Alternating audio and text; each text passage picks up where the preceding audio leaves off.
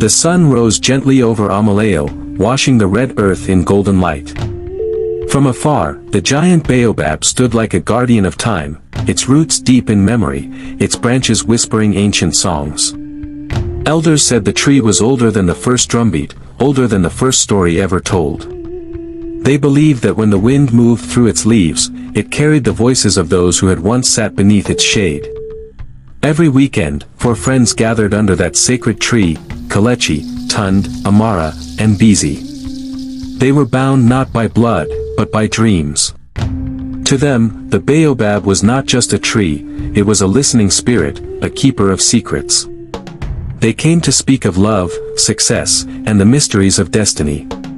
Kelechi, thoughtful and quiet, dreamed of making films that told the stories of their people. Tunde, bold and full of laughter, wanted to become a great healer. Amara, gentle and artistic, found beauty in colors and sound, while Bisi, strong and determined, longed to build a school for the children of their village. Under that baobab, their voices intertwined like the roots beneath the earth. One calm evening, the wind carried the scent of rain. Amara plucked a small leaf from the ground, holding it between her fingers. "Do you think dreams can fly?" she asked softly. The others smiled. She released the leaf, and they watched as it floated upward, dancing on the breeze until it vanished into the sky. "Then let ours fly too," Bisi whispered. The wind moved again, swirling dust and leaves around them. The baobab groaned softly, as though acknowledging their vow. A hush fell upon the 4, and they knew that the spirit of the tree had accepted their dreams, to guard them until they grew. As seasons passed, life carried them in different directions. The sound of drums changed, the laughter under the baobab faded. But the wind remembered. They spoke about their futures. One wanted to be a doctor, another a singer, one a teacher, and one a traveler. Old Tunde would pass by sometimes, smiling as he heard their laughter. "The tree still attracts dreamers," he would say. The roots of wisdom had found new soil. One night, Zara dreamt of the baobab glowing under the moon, whispering her name. "Tell our stories," it said, "for dreams forgotten are dreams lost." She woke and ran to tell her friends. Together, they decided to find out about those who once gathered there. They visited the village archives and found old pictures, for adults smiling beneath the same tree. The names beneath the photographs: Bisi, Amara, Tunde, and Kelechi, the children gasped in wonder. "We are sitting where legends once dreamed," Adana whispered. From that day, they began writing about them, keeping their voices alive. When the young friends told Mama Bisi about their discovery, her eyes filled with tears. She was old now, her steps slow but her spirit bright. "We were just dreamers too," she said, "but the baobab made us believe." She handed them an old gourd, sealed with wax. "Inside are the letters we once buried," she said. "You are the keepers now." The children promised to guard it. "The baobab doesn't choose by age," Mama Bisi whispered. "It chooses by heart." They bowed their heads, understanding that dreams were now their sacred duty. Kofi loved music, and one evening while sitting under the tree, he began to hum a tune inspired by the whispers of the leaves. The others joined in, their voices blending with the rhythm of the wind. That night, a soft rain fell, and they continued singing. Elders said it was the ancestors' blessing, the same melody sung long ago by the 4 dreamers. The next day, Kofi composed a song titled Roots and Wings. It spread across villages, reminding everyone that where roots are strong, wings can soar freely. Zara, who loved to paint, started decorating the school walls again. Her colors told stories of the past, of Bisi's courage, Tunde's healing, Kelechi's vision, and Amara's art. While painting one afternoon, she felt a gentle breeze and saw a shadow in the shape of a woman smiling beside her. Startled, she stepped back, but the smile remained.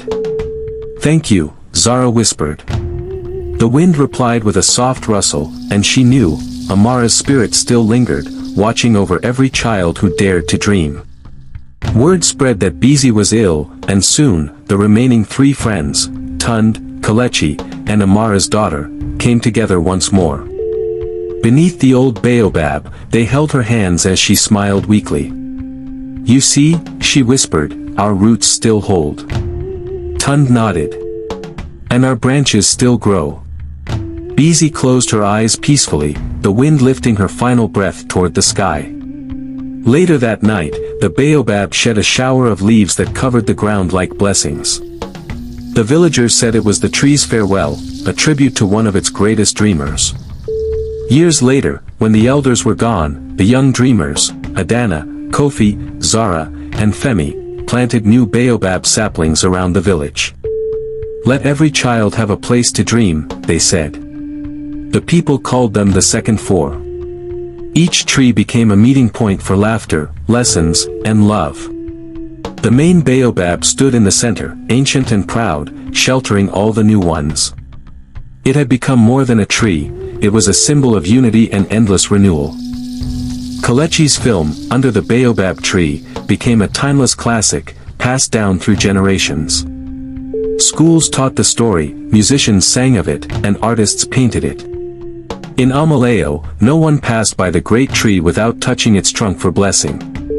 During festivals, children would act out the lives of the first 4 dreamers, and the elders would whisper, "As long as stories are told, the tree will never die." And indeed, the baobab grew stronger, its roots drinking from the well of memory. One afternoon, Femi, now grown and a teacher, dug a small hole near the baobab to plant flowers. His shovel struck something hard. It was a rusty box. Inside, he found another letter, written by Bisi long ago. It read, "If you find this, know that dreams are like trees. They need time, care, and faith to grow. Never let yours wither. Sit under this tree when life confuses you, it will remind you who you are." Femi wept, holding the letter to his chest. "We will keep dreaming, Mama Bisi," he said softly. At sunset, the entire village gathered under the great baobab. The elders told stories, the children laughed, the wind sang through the leaves. The young dreamers stood together and bowed their heads. Adana spoke, "We began as listeners, now we are storytellers." Zara added, "The baobab has taught us, time passes, but dreams remain." As the moon rose, its light bathed the tree in silver. Somewhere, the spirits of Bisi, Tunde, Amara, and Kelechi watched, proud and smiling.